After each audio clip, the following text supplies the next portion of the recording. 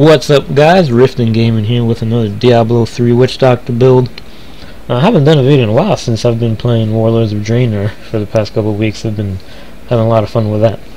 And I will have videos on that coming later on. However, let's move on with this one. Now, I've been getting a few questions saying, hey, I'm new to the game, I just leveled the Witch Doctor to 70, or I'm new to the Witch Doctor specifically, and I have very little to no gear and I can't seem to get past T1 or T2. Is there any build or gear mashup that I can use so I can start climbing the ranks? You know, something that can shoot me up to T5, T6 and get into some of the lower to moderate lower grade risks so I can start farming gear. And this is the answer. Now, this is a cookie cutter pet build for the Witch Doctor. Now, what that means is you can switch around any of the abilities, gear, Paragon Points, whatever, to fit your playstyle, your preferences, as well as whatever gear you happen to have. So you work around with what you have. Now, just a few disclaimers. The only things you need are the patterns for the crafted gear that I'm going to show you here, as well as farming some of the Act 1 cash drops for the ring or the amulet that I'm going to show you guys here. However, again, since this cookie cutters are optional, you can use whatever you want. However, you do not need any specific set items, specific legendary items with absurd drop chances like Star Metal. This is a pretty straightforward build. Again, everything is either crafted or comes from a cash drop, so it should be pretty simple to get.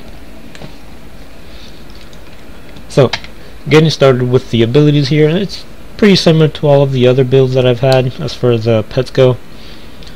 You want Plague of Toads with Raining Toads, highest proc coefficient for the Fetish Psychopath, since we are going to be using that passive. Piranhas with Piranado for some crowd control. Spirit Walk with the Jaunt for the few seconds of damage and vulnerability and CC break. Summon Zombie Dogs. Now again, the rune is up to you if you want some extra damage mitigation. Lifelink, AoE capability, Burning Dogs, or if you feel you want some extra life on hit, then Leeching Beast.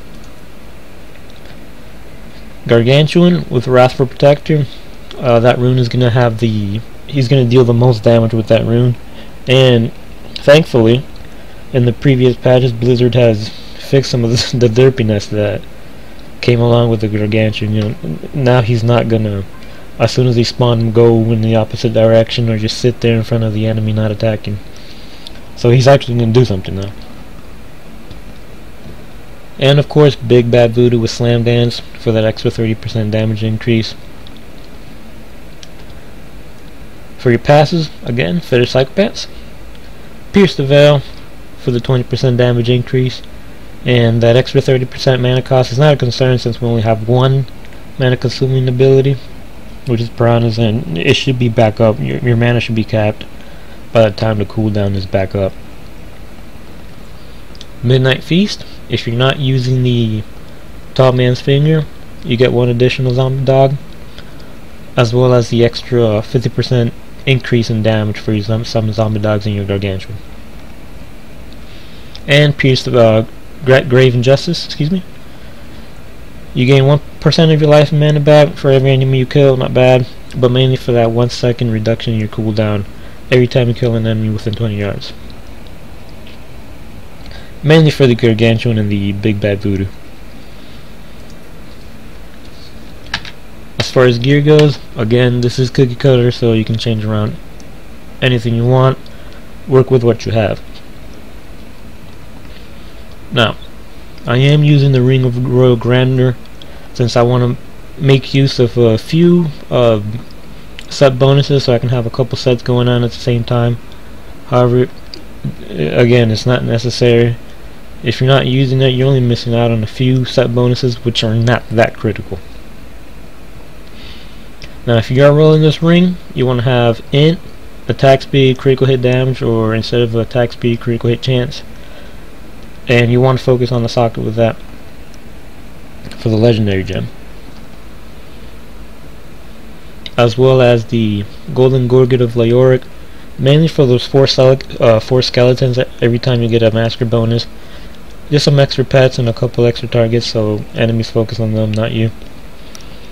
As far as stats go, again, focus on the socket, and then any combination of int, critical hit damage, critical hit chance, or attack speed. Any combination of that will work. Now I am using the 3 set for Og Hills. For your shoulders, you want to go with int, percent life, or vit, preferably with vit. Reduce cooldown and summon zombie dog damage or gargantuan damage. For your chest, int, vit, and gargantuan damage, or again summon zombie dog damage with the triple sockets. Bracers, physical skill increase, int, vit, and critical hit chance. I'm also using the Canes 3 set.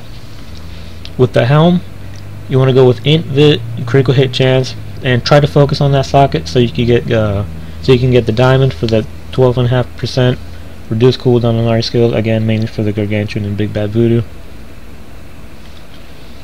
as well as the pants with int, vit, armor, and double sockets.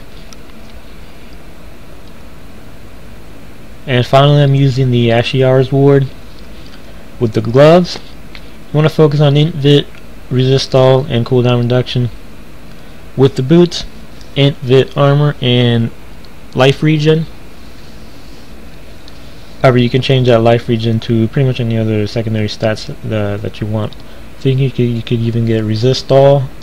It's either or, I forget which one, but if you get life regen, I don't think you can roll that into resist all.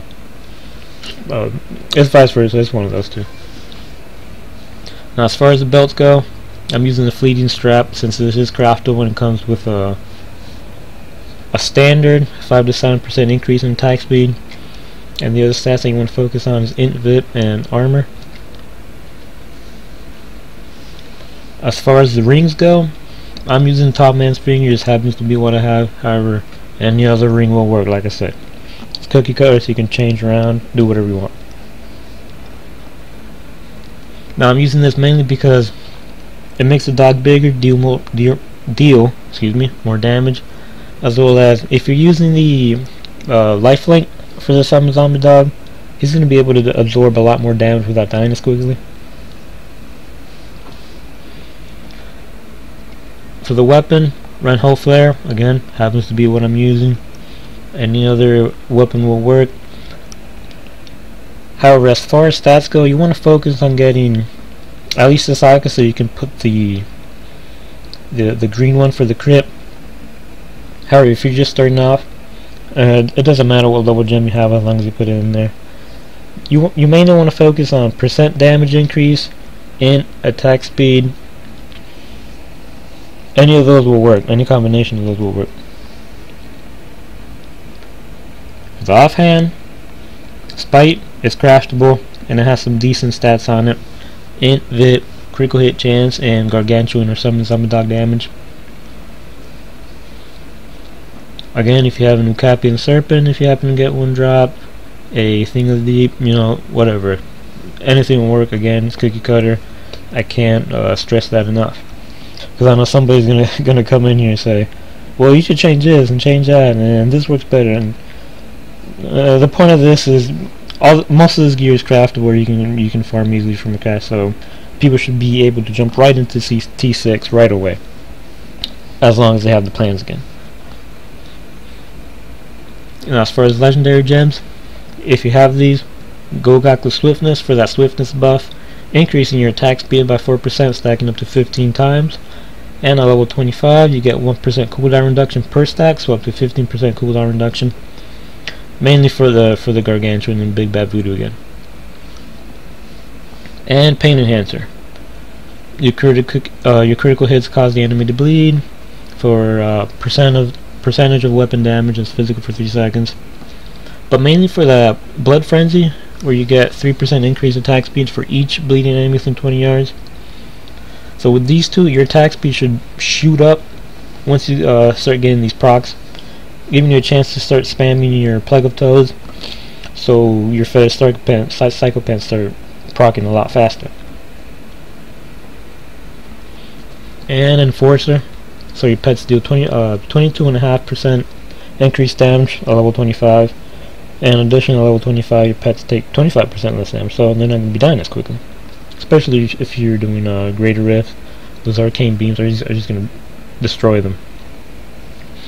Now you can also switch some of these around. You can use the Gem of Efficacious Toxin if you want. Your pets do proc that. That is a good gem. And one thing I'm going to point out is for your gear, don't bother with Fetish Army damage increase. Some people think that affects your Fetish Psychopants. However, it does not. The only thing that it increases Fetish Psychopant damage is percent physical damage increase. However, on the flip side, Fetish Army damage is increased by percentage of Fetish Army damage in the gear and physical damage increase. However, Fetish Psychopants, physical damage only. Like that. Anything that didn't go? Nope. Okay. Now, as far as your Paragon Points go, for your core, cap out movement speed, and then steer traits between intelligence and vitality. For offense, I would suggest attack speed, since your pets are going to benefit greatly from attack speed, and then critical hit damage or critical hit chance. I would focus on critical hit damage. However, just try to keep a good ratio 10-to-1 between critical hit damage and critical hit chance. And I wouldn't bother with cooldown reduction, since we're trying to get as much from gear as possible, and with the Graven Justice passive, most of our cooldowns should be coming up quite quickly, so it's not terribly critical. Now defense, I suggest capping out armor first, since you want to get some damage mitigation right away. And then life, so you have a higher health pool. Or if you want to focus on life regen first, I would focus on life for the bigger health pool, and then life regen. Again, I've said this in all my other videos, don't worry with resist all, since the Witch Doctor is intelligent based. Int gives you int from your gear, and your sagas gives you a bonus to resist all anyways. So it would just kind of be I don't want to say a waste, but not the best route to go as far as putting your points into other areas that would be more useful immediately. Utility, nothing here that's critical, nothing that's going to make or break the game as far as life on hit, so you could get some extra healing. Area damage, your pets don't benefit too much from that, if at all. Resource cost reduction, again, we only have one mana ability, which is in we can't spam this, and by the time the cooldown is up, like I said, it should be, your mana should be capped already anyway, so this is going to be a waste. And then gold fine if you're low on gold. Now I'm going to show you some gameplay here real quick.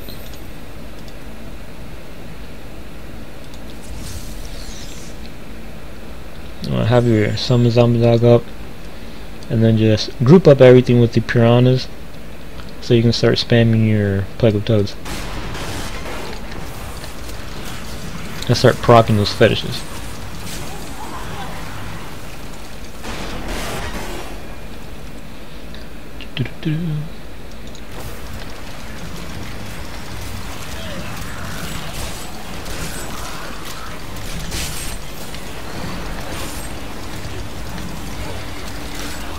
Now something to keep in mind is you want to keep a healthy distance between you and the enemies.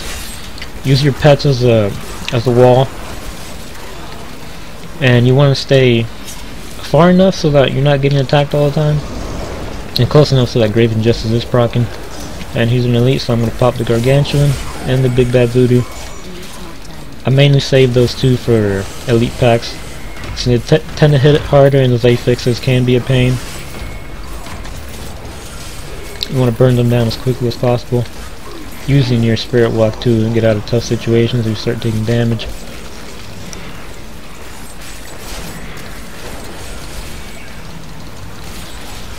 Now this cookie cutter build does a pretty decent amount of damage. You get just a little, just above 1,000,000 damage, which is not low by any means for a standard cookie cutter, and just crafted gear setup like this one.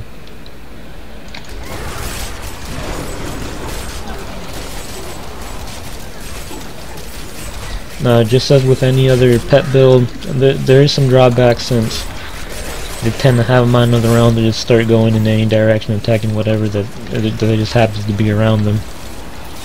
See some are over there, others are over here. And if you have a really large zone, this is really open, it can be a little bothersome since they'll just start going crazy all over the place. They won't start focusing one thing at a time. So things are going to start dying a little slower. And if you're doing greater risk, if you have a big map like that, then it can kind of put a damper on your time.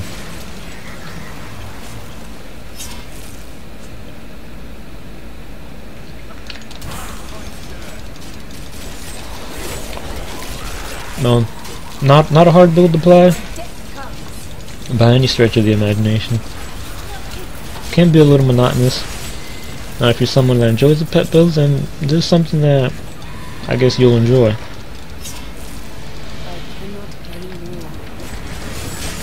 And again, this is mainly designed to get you started right into T6, so you can start farming if you want to go Jade. You're trying to farm that star medal. RNGs be with you,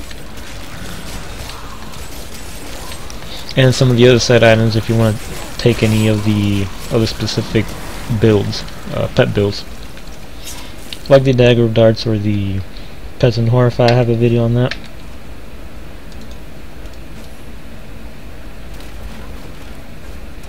This place seems pretty much empty. Is it? I think I'm just going to stop it there since it's pretty much a simple build. Have your summons on the dugout, group everything up with your piranhas, spam your plague of toads for your fetishes. Once an elite comes around is when you want to use your gargantuan or big bad voodoo. However, you can use them whenever you want. That's just where I suggest that it comes most in handy. And of course Spirit Walk to get out of any tough situations or if you start taking any damage. Now that's pretty much a build, guys. Let me know what you think. I hope this helps. Questions, comments, concerns, feel free to message me or leave a comment. And as usual, like, comment, subscribe, and I'll talk to you guys next time.